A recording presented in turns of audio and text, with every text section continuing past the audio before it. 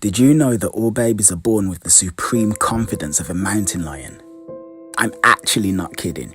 You were born with the self-belief of James Bond mixed with Conor McGregor, plus a splash of Muhammad Ali thrown in for good measure. Have you ever seen a baby that was insecure about screaming its head off to let you know it was hungry? How many times have you seen tiny children shout at their parents to share their opinions? Babies and toddlers are extremely comfortable with being the centre of attention in a way that most adults just aren't.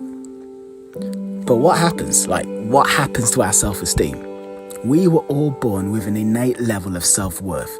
We assumed we were valuable and worthy of love. Yet, that self-belief is eventually stripped from us, usually by family members, teachers, and other children. As we get older, love and respect from these people typically becomes conditional. If we're not succeeding at school, acting appropriately in public, or being humble about our self-worth, the praise we yearn for is often taken away, and instead we're judged, isolated, or punished. Sometimes we hear phrases like, "What's wrong with you? Don't get too big for your boots. Who do you think you are? Why can't you be more like your cousin Amanda?"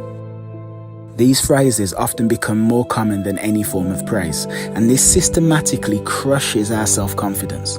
In fact, research suggests that children need to hear 8 compliments for every 1 negative comment in order to grow up with healthy levels of self-esteem. But how many of us really get that? Fast forward to adulthood, and perhaps you now want to speak to an attractive woman, speak up in a group setting, start a YouTube channel or promote your talent to the world, but something's pulling you back.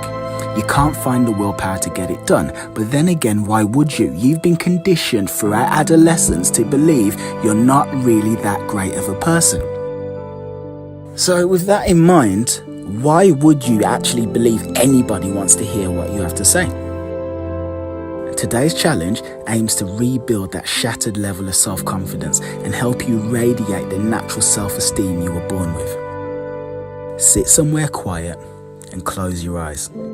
Imagine yourself back in the house you grew up in. Find the childhood version of yourself. Take him by the hand and bring him to wherever you live today. Show him all your cool belongings, the stuff that they couldn't have imagined owning when you were them.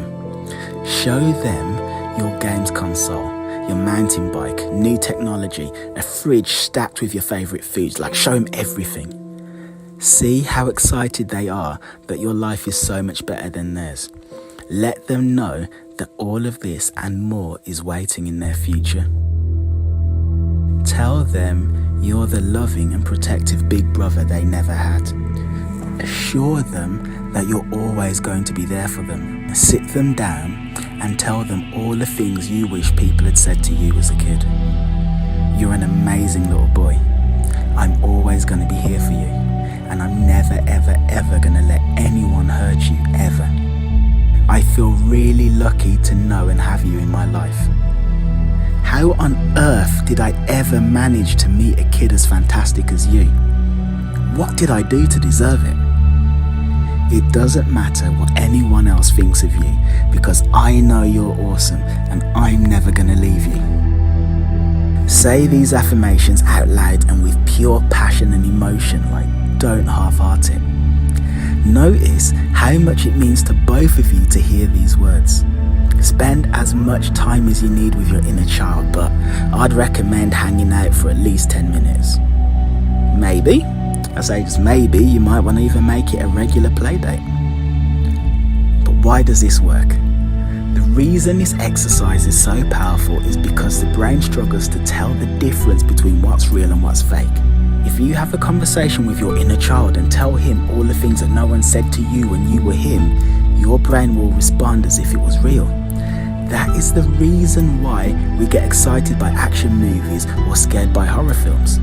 Those situations aren't really occurring to us, but our brains can't tell the difference. So, when you get to talk to your childhood self and give it the compliments that no one else did, it's like someone did shower him with praise. You did. This will help that kid who is you heal the trauma of the past and reclaim the potent levels of self-confidence that they, or you, were born with. And that is it for me. That is it from Kieran for today's episode of Kieran Callum Dating Coach. If you like the cut of my jib, then please like this video, drop a comment, subscribe to the channel and slam the notification bell to be updated about all of my future videos. Goodbye, take care, toodaloo, sayonara, and have fun with the exercise.